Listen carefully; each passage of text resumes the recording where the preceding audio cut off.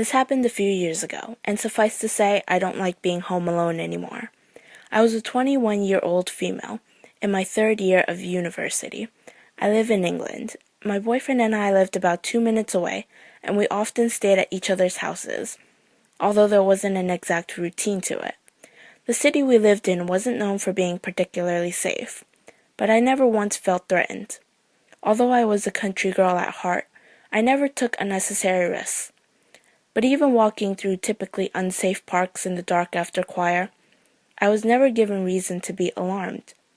The scary things always happen to someone else, right? My boyfriend lived in a house with 3 other guys, one of whom dropped out halfway through the year. The house had a previous history of break-ins, and just before they rented, it had a new lock fitted on the front door. The previous year, a burglar had actually knocked the door down, despite it facing a busy street. That being the case, everyone was pretty diligent in locking the doors, whether we were inside or not.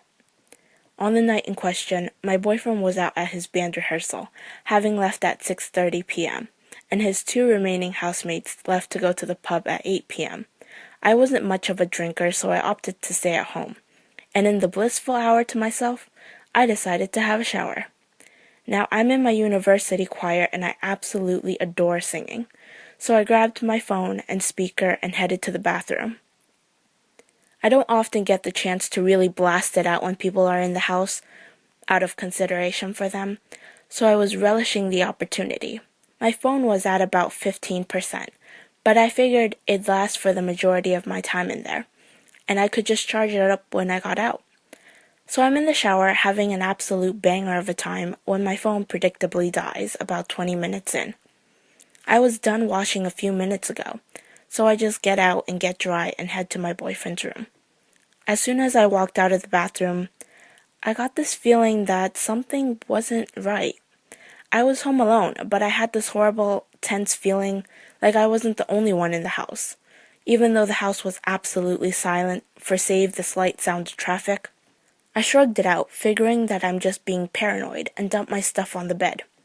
To give some context, the room is pretty large with a desk opposite the door, large bay windows with curtains drawn across them, and to the left is a large wardrobe. My boyfriend often liked to hang sheets and duvet covers to dry on their open doors, which drove me mad because it looked so untidy. The reason I bring that up is that immediately I felt like something was off. Firstly, my bedroom light was on, and I could have sworn I'd switched it off. And secondly, the sheet hanging on the wardrobe was in a crumpled heap on the floor, and the wardrobe door was shut. Cold shivers ran up and down my body, and honestly, I still get shivers thinking about that moment. The first moment I realized someone was in my room, and I was absolutely, completely defenseless. I froze for a moment or two, and then the thought occurred to me that maybe someone had broken in, as it had happened before, and I just interrupted them. It seemed the most logical explanation, so I grabbed my phone and made out like someone had called me. "Oh, hey, Katie!" My voice was too high-pitched and fake, but I carried on in my oh-so-clever ploy. "Yeah, I'm just getting ready. I just need to—" I cursed, and forced a laugh at this point. I cringe at how unconvincing it was, but I was like a cornered rabbit. "I forgot to shave my legs. I'll nip and do that now. Talk to you in a second." Clutching my dead phone to my chest, I pretty much bolted for the bathroom, locked the door, switched the shower on, and switched off the light. I sat opposite the door, shaking and crying, watching the light streaming in and waiting for the person to pass me and run downstairs. I saw the shadow of their footsteps before they arrived, but instead of going downstairs, they halted just outside the door. I clapped a hand over my mouth to stop myself sobbing out loud, and I swear the creepiest voice I've ever heard rasped, "I know you're in there, little girl."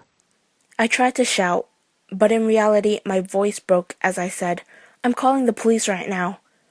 The man just laughed and laughed, banging on my door harder and harder, until I thought it would break. Then he stopped, and then banging was replaced by something altogether more sinister. A scratching, scraping sound up and down the door. I practically wet myself there and then, trying to find something to defend myself with. The best I had was the disgusting toilet brush and a can of shaving foam. All of a sudden, everything stopped and I could hear him absolutely legging it down the stairs and into the kitchen. Seconds later, I heard the front door bang, and then eventually someone walking up the stairs. I was still holding my makeshift weapons and crying so hard I could barely see when I heard my boyfriend swear, and I finally managed to unlock the door and let him in. Turns out there were grooves all down the door. The man had a knife. He was scraping down the door with a knife. I made my boyfriend call the police and stay with me until they arrived, even though he wanted to check the house over to make sure the man had actually gone. I was so scared, though, that he ended up sitting in the bathroom with me until they arrived, took a statement, and scanned for prints. It turns out that one of the guys had left the back door open when he went to check the meter. That means that whoever snuck in here knew it was left open. We were otherwise very diligent about locking the doors, as I've said, and they knew that no one else but me was in the house. They also must have entered someone's house whose back garden faces our back garden, or they must have sneaked in the flats next door to climb over the wall separating the properties. If he did that, someone must have let him in. My boyfriend's rehearsal finished about half an hour early, meaning that he was back before the man clearly expected. My only explanation is that he must have had someone outside watching, because that's the only way he'd have had time to bolt down the stairs, in full view of the front door and out the back door, still in plain sight if he hadn't had some prior warning. That means someone else was involved, and I shudder to think what might have happened in the extra half hour he thought he had. The thing that really gets me, though, is that he knew I'd be at my boyfriend's house, which room I was in, and he'd brought a knife. This wasn't an accident. He'd been watching. He knew where we would all be, and he knew exactly what he was doing.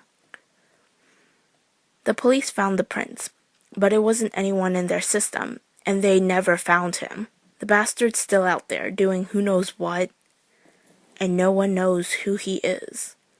I know it's not my fault, and if I did anything differently, I might not be here to tell the tale, but I wish I had been able to do something more to identify him and get him off the streets. I can't bear the thought of him succeeding where he failed with me. Hey everyone, thanks for listening. If you liked this video, please subscribe, and remember to enjoy your nightmares. See you next time.